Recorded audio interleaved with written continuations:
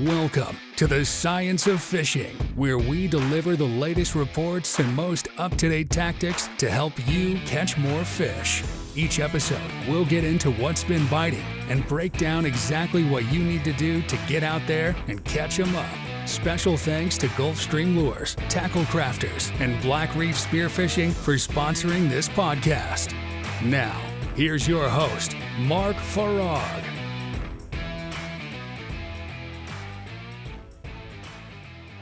What's going on, everybody? Mark here with the Science of Fishing. I'm out here at Front Runner Boat Works with the owner, Philip Mahn. Thanks for coming out. No problem. Thanks for visiting us. Appreciate it. So we're out here at Front Runner. It's a beautiful location you guys have. Huge warehouse, guys.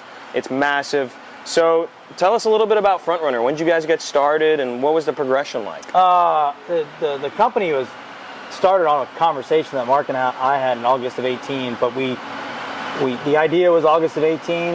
The first mold showed up in February of 19, and that's when we started our first boat. Very cool. How big was that boat? 39. Okay. 39 was the first model we started. Very cool. And what other models do you guys have now? Currently, we have the 26, the 33, the 36, the 39, and the 47 monohulls, and then we have a 37 cat that we just debuted, and we have another cat coming now. Okay. So why boat building? Is that what you did growing up, or no, what? I mean, I honestly didn't get into fishing or boating. Well, I boated a little bit when I was a kid with the neighbors, but I got into fishing when I started dating my wife when I was 16 years old, and her father became like my father to me, and he was the one that got me into fishing, and then that later progressed into my friendship with Mark, which got me into offshore fishing. Before this, I owned a landscape company and a few other businesses, but the fishing was fishing and boating was a passion. I've had everything from center consoles to go fast boats to day cruisers to baby. I like it all. Yeah. It floats and it's got a motor on the back. I'm in. I love it. So who's Mark that you're talking to? Mark's one of my business partners. We started the company together in 19. It was just him and I for the longest time. Now, as the company's grown and we've gotten to almost 200 employees, Mark primarily handles service and warranty now. We have a service business that we've always had called Stellar Marine that kind of spun off of our boat dealership that we had together prior to that, and that's what he does. But yeah, he was one of the founders with me originally, and he still is an owner of the company. Very cool. So you guys are now you guys are best friends. You guys do this together and all that. Yeah, I mean we're best friends. Obviously, it's hard working with your best friend every day and your family. I work with my sisters, my brother-in-laws. My kids work here during spring break and summertime, so it was actually we needed help in service and warranty, and Mark took that role. Sure. And so that little bit of separation has actually been it's made our friendship where we can actually be friends instead of just throwing shit across the shop at each other. I love that. Yeah. That's awesome. So why center consoles though? I mean, it's kind of funny. We love it all. We build custom sport fish boats too. But the center console was what we had. We had a few 39 CVs and a couple fountains and a few other brands. And our theory was, well, if nobody liked it, at least we would have a boat we liked and we could keep, So Right. If it was all a bust, at least it was something we liked. Sure. That's awesome. Yeah. So can you explain the process of developing a new model? You guys went from 1 to now 7, Yep. right? So how does it start to finish? I assume it's a long process, but you guys grew really fast. Yeah, it is. We grew really fast out of ignorance. You know what I mean? It started with the 39 because that's what we liked. Yeah. And then we had people that were like, man, I love your boat, but it's too big. So then it was like, well, fine, I'll just build you a 36. And, it was one thing to sit there and say, I'll just build a 36. And we started with limited production tooling, which was, it built a good boat. It just made for a struggling business at first. So tooling is the backbone of the business. So if I could go back, I would have done things a lot slower. The 26 was a bet that I lost. It was supposed to be a boat that me and my son built on a jig, and then a bunch of people wanted one, and next thing you know, we're tooling it. And then after that, it was like, all right, well, we've got 26, 36, 39, we've kind of got this gap. So we did the 33, and then the 47 was always, we actually drew the 47 when we were drawing the 39, because it was like one day, I want this, and that's where the 47 came from. It was painful, Now the cat thing, where'd that come I from? primarily wasn't a cat guy at first, and then, it seemed like every monohull manufacturer didn't like me, And then it seemed like some of the cat guys didn't like me either, so it was like, well, just go ahead and make them all an enemy, I guess. But I say that being funny. Yeah. It was just like, as the business progressed, right? It started off as like a hobby, really. Like, we're just gonna build boats, you know. Right. We never thought we'd build, you know, we never thought this was gonna happen. And then as it turned into a business, it was kind of like, shit, we have to make this a business or we're not gonna make it. Like, you can't. It's too expensive to be a hobby. Yeah. And so, you know, we built a team around us, and it was like, this is how it's got to go. And it was a good time to grow. Like, the resin shortage kind of helped with, we were able to use the filled resin system that was available to build molds. So like, when we didn't have resin to build boats, but we had staff, we could build molds. It was very capital intense at first. I'm still sure. is. But you know, we finally turned the corner. This year was our first quarter was profitable, very profitable. And good. So now we're just kind of filling the hole back in. Yeah, that's awesome. But you know, that's kind of how that happened. It was going back. I probably wouldn't do it that fast again. It was painful. You think the speed though got you, like, it pushed you, propelled you forward to where you need to be? I definitely think that. Like, you know, it was funny. In this business, you constantly get approached by like money guys or private equity, and we were approached one time in January by a guy, and you know, we weren't for sale, but we wanted to learn, and the guy was trying to go over like the evaluations and how they do things. And I remember looking at him going, "You'll never get this again. You'll never time, you know, financially where I was in my life. You'll never time COVID and the buyers there for the demand. You know, and then tooling companies were coming out of the woodworks everywhere. It used to be like only a couple, and then all of a sudden everybody had CNC machines and they could tool. So it was like this trifecta. And I always say it's like, I never dreamt it this big. I always say it was kind of God's work, God's intervention. You know, like, no way. Yeah, everyone's like, what'd you do? And it's like, man, I just went to work every day. Really, honest to God, he definitely had his hand in it, but you could never duplicate the environment that allowed us. Now, granted, the environment was created by guys like Wiley Nadler and Billy Freeman and the guys that came before us that started this and laid the groundwork for essentially two ignorant rednecks to go, I want to build boats, you know? Well, hey, man, you guys have done it. You guys are top contenders, not to be funny, but with all the other boat manufacturers, you know, Front Runner has its hat in the ring. We definitely do. For me, it's nice to have a seat at the table, you know, and be consider that. And you know, as I've grown as a businessman, as I've grown as a boat builder, you know, I've had to really get some thick skin because, you know, it's your baby. You've got millions of dollars of, you know, your kids' money, their inheritance, and my money, and my partner's money invested in it, and so like almost everything becomes personal for a while there. Yeah, you know what I mean? Because like, some people just sitting on the sidelines say one thing or another thing, and it's like, you don't know. Like, you're not. It's hard. Like this. Then eventually, as you get older, and you get, you know, you deliver your 100th boat, and you still look at the backlog, and you're like, shit, I'm still 2 years away from my last build, and you're like, yeah, just shut up and go to work. Like, just you know, stop, you know, grow up a little bit. And I had to. You know what I mean? That was all part of. You know, I tell my wife, like, I've grown. This is the fastest. It's the most I've ever grown in a 4-year span. Really? As an individual. Yeah. I'm sure. I mean, it's tough building boats. It's a lot of hard moving work. parts and all that. I mean, dude, it's Saturday. It's 10:51. I've been here since 7. Yeah. Yeah. It's the only time I can work on my own stuff. Well, hey, man, is this your boat over here that you're building now? The 47 is mine. Me and my sons, we built the 26 together. A little bit of help from the shop. The 47, we did all the lamination. Me and the boys. We infused it and everything.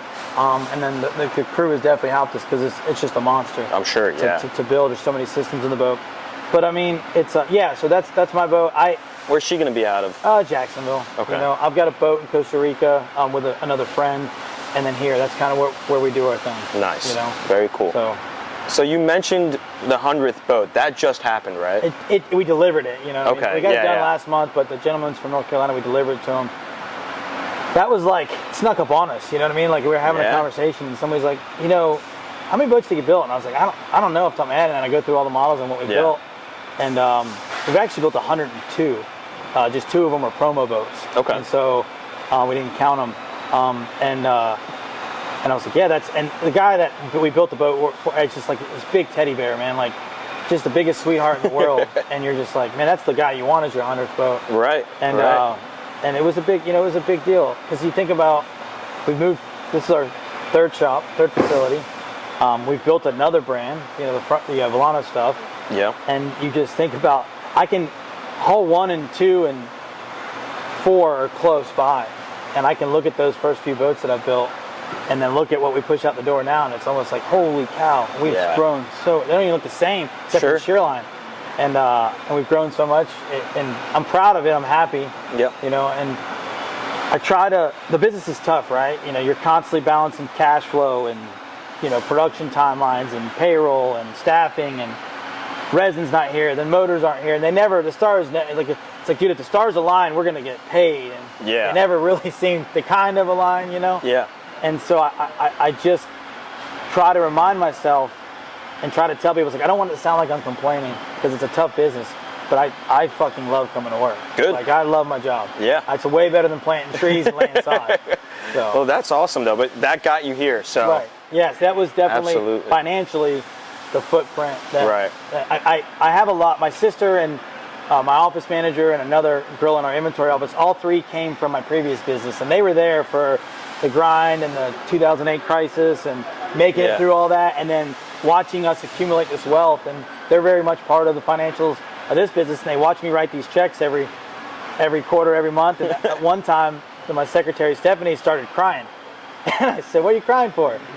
And she says, I know how hard we worked, all of us, to make this, to generate this wealth for all of us. And I said, yeah, but nobody put a gun to my head and said, you got to go build boats. This was my decision. And I still, as I'm writing this check, I don't have any regrets. That's awesome. It'll be there. It'll come. And it has finally. I see the fruition.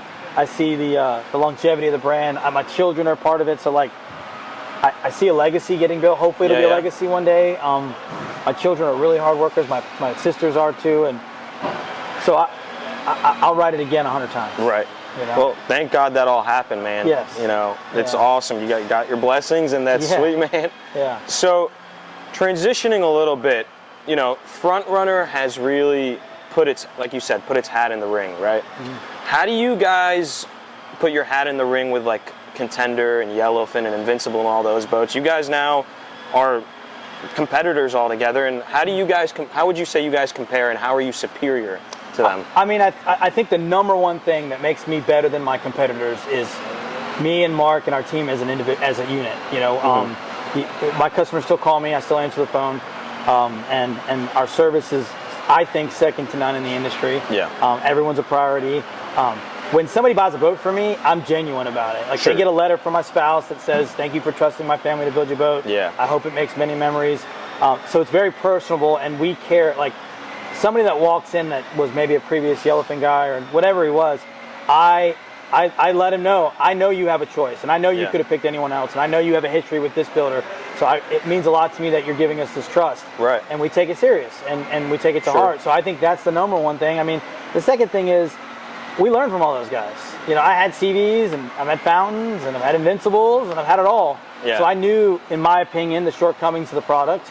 I learned a lot. Like, it was, you know, I used to look at the boats and go, why would anyone do that? That's so stupid. Then I built boats, and it's like, oh, that's why you have to do it that way. Right. So, but, like, I was able to design the boat with Irwin, sitting down saying, it's got to have a seakeeper. It's got to have this much fuel. It's got to have a small berth in it for east side trips or canyon runs up the Northeast.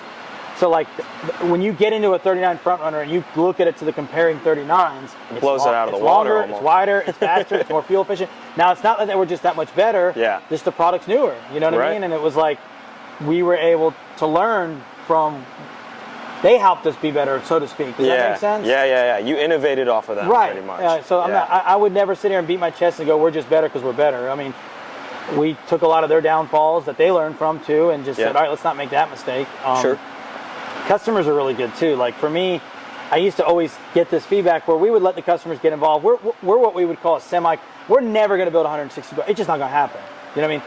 Two reasons. One, we like to protect resale value for the customers. I'd rather build 85 or 100 boats a year for the same 85 or 100 guys, and they can sell their boats, you know, be price protected, not get the crap kicked out of them, and, you know, maybe even have some equity, some of them, and roll it into a bigger boat. So that I try to protect them from that standpoint, and then us. Like, I feel like it seems like when my competitors get to that 120, 130, 140 number, the warranty logs just start. We're less than 1% on warranty. Less than 1% on warranty, which I don't know. I've been told by the gentlemen that work with us that have been in the industry that's really low for the industry standard. So I look at it as, like, as we stay, we're going to do 76, 78 boats this year. It's an enormous growth from the 48 we did last year, 45 we did last year. But I still look at it as, like, we got our hand, like, I'm here, Mark's here. you know, we got our hands wrapped around this, and when the boat leaves and it has a problem, we can get to it really quickly. So I look at it from that standpoint as the customer, because we're so keen on protecting the customer from all aspects, they kind of get involved and they laugh. They get here and they're like, hey, I think we should do this. And I'm like, okay, well, this is what this is going to cost. And you're a guinea pig. So if you're along for the ride, I'm along to try it. And if it works, we'll tool it, we'll start offering it. And like the 39 that's today is like 20% Philip innovation and 80% Rob Boucher and Chris Register and all these other guys that have been part of this brand for a long time. Innovation, you know? And so they say, you would sell more if it does this. And it's like, all right, cool. If you want to try the first one, you just can't yell at me if it doesn't work. Yeah. You know, and they've all, and that's happened for every model, 36s, 33s, 26s. Us being able to evolve and be semi-custom, you know what I mean? Right. I tell everybody all the time, there's not one 39 alike, not one. Yeah. You know, and so I think it makes us better than our competition too, because I've heard from the buyers, and they come in and they're like, I've asked for this for the last 7 boats I've had, and basically the builder just looked at me and told me to go pound sand. Or, this is what I build, and will you do it? And I'm like, yeah, it costs X. You know, okay, cool, that's worth it. All right, let's try it. And so I think that's also. So you take a lot of customer feedback into. Dude, these guys have owned everything. Like, why wouldn't you? Like we bring on guys like Nick Carullo and Rick Murphy, and they've owned everything. They run everything. Like Nick was a huge part. Like we never built a boat for the South Florida Sailfish Series, and when Nick brought me like this is what sucks about these boats, it's like, well, that's all easy. Yeah. I can build a Ryan live well. That's rounds of shape, you know. I can do that, and I can put check valves in the scuppers so that water doesn't pour on the deck when you're backing down on a fish, and I can do all these things. And it's like, we'll try it, we do it, and then I mean, dude, we see a spike in sales, and we see it run up on people wanting the product because we kind of cater to their thing. So it does make like throughput hard sometimes. You know, because there's always something on the line that's new, but it also makes it fun. Yeah, I'm sure. Everything's changing all the time. Yeah. That's awesome. That's awesome. So that kind of leads into my next thing. What's some of the craziest things you've seen get put in boats? Like, what is developed? What technology have you seen just I mean, I still say it. Like, a Seakeeper to me is like, holy shit. Yeah. You know what I mean? Like, my wife didn't even know they existed, and my wife gets seasick in a bathtub. So everything we have is a Seakeeper. And she loves being on the boat. So, like, I don't know. I mean, like, 3 24-inch Garmin or Simrad screens on the dash is like going to the IMAX theater to me. It's like, oh, what the hell? And I recently fished with the new Simrad radar on my 39. We were picking up birds at 18 miles. 18 miles. And it wasn't like the old days where you had to, like, is that them? And it was like, the screen was black, and then it was like 4 blue dots, and it was like, that's where they are. Right. And you ran to them, and they were there, and you crushed them. Wow. So, like, looking at that, looking at the side scan and the down scan sonar, where it's like, that's a rock, you know? And then, like, the Simrad guy was with me, and he's like, here, and then he really gets, he's like, that's a lobster. Like, man. And then, so, like, that, the Seakeeper, air conditioning systems, I mean, we've made the boats extremely comfortable, in my opinion. Yeah. What the engine manufacturers are doing, like, the 47, you could walk that boat a mile sideways, and it will not, when it talks to the bow thruster, and the 600s, it won't go an inch forward or back. It'll just walk. Really? You know what I mean? So it's like anybody can drive these things now. Yeah. The power is just, I mean, like, dude, there's a 1,400-pound outboard engine that's 12 cylinders, but still somewhat economical. You'd be like, yeah, right, okay. So, like, all of it is crazy to me. I mean, it constantly innovates, constantly gets better, and it constantly makes like, we have a service business, right? So, like, we see we were on an older, I would say a competing brand, but mind you, to be fair, it was a 20-year-old boat. Yeah. And I remember having one, and we had just repowered it for the guy, and Mark's like, hey, you know, you want to go remind ourselves what it used to be like? And I was like, yeah, let's go down memory lane. And we're just driving this thing, and we're like, we used to think this was it. You know what I mean? This was the cat's meow. And now you get on a 36, and it's just like, it's not even, and it's not just us. I mean, like, everyone's boats have gotten better. So those are all crazy things. I've had someone ask me if I could figure out a way to put a small, like, golf cart on their hardtop. A golf cart? Yeah. On the hardtop of a center console? Yeah. I was like, nah, I'm not doing that. That's the one time I said no. I was like, are you crazy? He's like, how would you do that? He was like, every time I go to the Bahamas, they rent them out. No, there's no way to do it. I'm like, I'm not, this is not. I thought he was joking at first. I was like, oh, that's cute, you know. And then he sent me an email, and he's like, how can we do this? And I'm like, we can't. Like, there's no way. They're not. How big was his boat? It was a 36. too. So it wasn't even like it was a 47. Yeah. I mean, I told the guys, like, this isn't Transformers, dog. We can do a lot of cool stuff, but we just can't not do. that. Like, can you imagine the boat going down, Dude, crossing the Gulf Stream? Yeah. What is on that? No, it's a golf cart. What? Like, he's like, well, when I get to the Bahamas, they're always rented out. I'm like, well, you could just plan better. I think it'd be cheaper to rent them than to put one on there. No, Yeah, man. So that's probably the craziest thing I've been asked. Yeah. Which was a hard pass. And then, like I said, the stuff that's in them now is pretty wild. Yeah, it's crazy stuff. So you were talking about you fish a lot, right? I do. That's awesome. So what's your favorite, what do you like to go for? My favorite type of fishing is bill fishing. My favorite place to bill fish is where we have a boat in Costa Rica. I mean, it's flat calm most of the days. It's, Yep. They've got, the fads out there that are fun to go fish on. I was drugged there by a good friend of mine, Jeff Crabtree, and I love him every day for it because it's just, I mean, a bad day is. I never forget. I was first day there. We had shipped. I had an old Omi Carolina boat that we had refit there, and it was Jeff had gotten into the marina. We were sharing it was my boat, but we were sharing the experience with the Getty family. So Jeff was their captain, and Clay was their mate. And I get down there, and there's a guy named Jeff Holiday who was from Jacksonville, who's now a captain down in Marina Pez Vela, and he's walking down the dock, and he looks at me, and he sees me, and he goes, and I was like, what's wrong? And he's like, 8 sails today. And I was like, 8? And he's like, it's terrible. And I'm like, wait a minute, I'm from Northeast Florida. 8's like, we're doing cartwheels down the dock, we're shooting fireworks, it's a great day. And he's like, yeah, it was terrible. And then we started having, like, I've had some 25 fish days with Jeff, and then I've brought my front runner down there last year, and I mean, like, my wife caught her first blue marlin on the boat with me running it. My son pitched his first blue and caught him, and we had days where we were getting 6, 7 blues in a day and a pile of sailfish, and it's just like, damn, this is life. Yeah, this is awesome. That's crazy. And I've never experienced I've always been self-employed. It's like I graduated high school, so I've always worked a lot, and I've never had what I would consider a true vacation. And 2 years ago, I sold my landscape company. We were here full time, really good staff, and I left in December for 3 weeks. Longest vacation I've ever taken in my life. And I left December 17th, and I didn't come back till like January 5th or 6th. And the first week I was there with my friends, Dave Howard, Mark, and some other friends. The second week, Amanda and the kids came, Mark's family came, and it was Christmas, so we spent Christmas there. Nice. And then the third week, I flew my whole family, my best friends, their family, their kids. There was 50 of us in Los Sueños burning that place down. It was the most money I've ever spent in a 7-day period, but it was the best experience of my life. Yeah. And I took a group, of my family and friends fishing every day. Fished 11 days straight when they got there. And it was probably on fire, though. It was awesome. It was incredible. Like, it was just watching my godson catch a sailfish, and watching my son catch a blue marlin, and watching my best friend. I mean, my best friend caught all of 400-pound blue marlin on a Talica 16. We fought that fish for 3 hours. Jeez. And it was just, and we got it all on video too. Like, it was, wow. Got the release, got pictures. It was like, that was just like, dude, I never dreamt this. It was amazing. Every day you would drive home, and it was just like, how did it get better? What the heck just happened? Would you say that's your favorite place to fish? Without a doubt. Yeah. I mean, the Bahamas is great too. Don't get me wrong. The Keys are fun.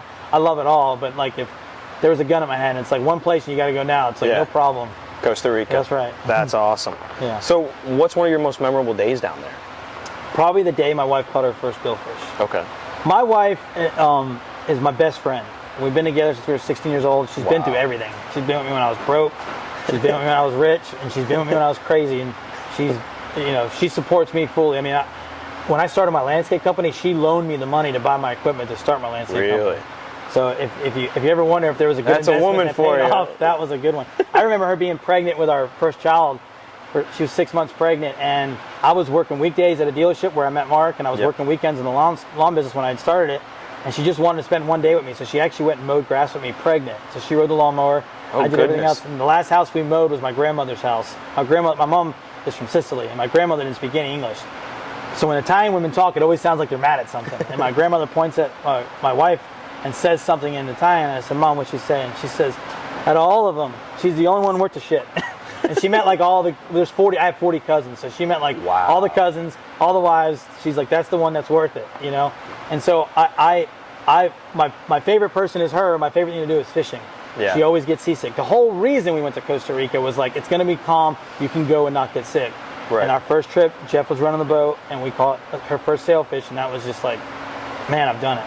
Yeah. I've got my favorite person and my favorite thing to do, right here. All together. Yeah. That's awesome. Yeah. So that's incredible. So you're going to bring down, this boat's staying here, right? Yes. What's going to be down there now? In Costa Rica? Yeah. Next year it'll be a 36 front runner. I bought a little 41 Michael Fitz walk around, cool boat that we it was already refit when I bought it, and we did a little bit more to it, and we tried the diesel thing. So I did the Carolina boat the first year, and then I sold it. I brought my front runner because I wanted to go to the Fads, and I can't go there in the summer, which is when the Fad season's good. Right. So I wanted something fast. I had my 39 there last year. That was fun. And then this year it was like, I'm just going to put a cheap diesel boat down there so that everyone could be in AC. It didn't matter. Everybody was still in the cockpit fishing. I was like, if we're going to do this, I'd rather have the speed again. Right. So we put the Fitz up for sale, and we're going to build a 36 and send it there next year. Nice. Being there, watching my family catch their first billfish, or some of them their first offshore fish, right. And on a boat that I built with my guys. Hand built, man. Like that's life awesome. is good. Yeah. Yeah. No, that's awesome.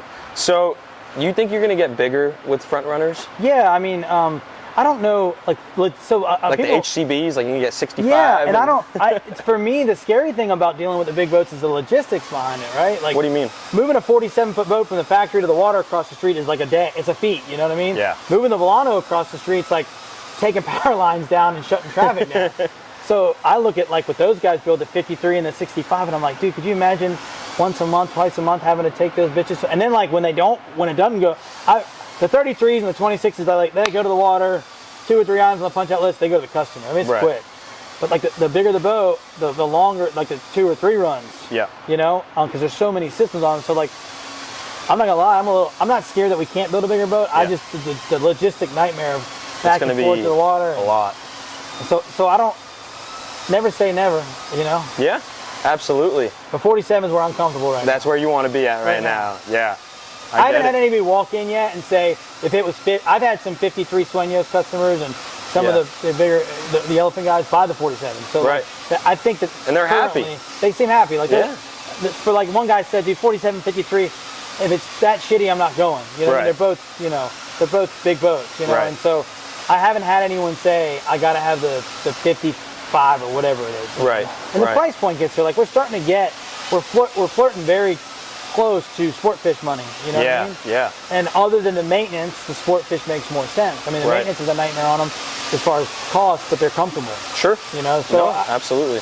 Never say never, but right now I'm comfortable where we're at. That's good. That's good. So you alluded a little bit though to Volano. Can you tell people that don't know what is Volano? It's a custom sport fish line. You know what I mean? We use the same naval architect, Irwin. That was kind of where his pedigree was from, was the larger boats. The customer on 01 is a front runner customer, was a minority shareholder at one time in the company. Okay. They're good people, good family, love them to death. They were trying to build a custom boat, and there was like conversation about they were gonna go to a couple of the Carolina builders, but they didn't want to wait. And then it was like, well, let's just build them ourselves. And Tim was really a big force in that. And they're a big part of. Tim bought the first front runner, and then Tim bought the first Volano. So like. Wow. I say all the time, like they're a big part of the name and the brand and how their trust and Tim was like, I think Tim knew me for about 8 minutes when he wrote me the first check. Really? I swear to God. I mean, so Tim had a lot of trust too. Yeah. They're good people. We wouldn't be anywhere near where we're at without their trust, their friendship, and I'm looking forward to getting that boat done for them. Yeah. And hopefully getting to fishing tournaments with them. Good. I mean, just good family, and they're local here, and they're young. Hunter's young. Sisters are young. Hunter's about to have a baby, so like. You see the lineage in the family coming up. It's like, man, we're gonna be part of this family forever. You guys have that bond. It's a pretty good one. That's awesome. Their first captain, Jeff Crabtree, he's not their captain anymore, but he was a dear friend of mine, and he was my captain at one time. So the synergy between the group was always good. You know what I mean? Always good. Still is. That's Still awesome. Great. Well, I appreciate you talking to me. I got to get down to Costa Rica with you at some point. One day. Hopefully we can get on one of these front runners eventually. Yeah, for sure. We'd love to have you guys. Absolutely. So, thanks for everything. Yes, sir. Yes, sir. Thanks. Appreciate it. Thanks for joining us on the Science of Fishing. We hope that this was helpful and you learned something for the next time you're wetting a line. Follow us on Instagram at Science of Fishing, and make sure you subscribe to stay up to date on future episodes and share this with someone you know. Until next time.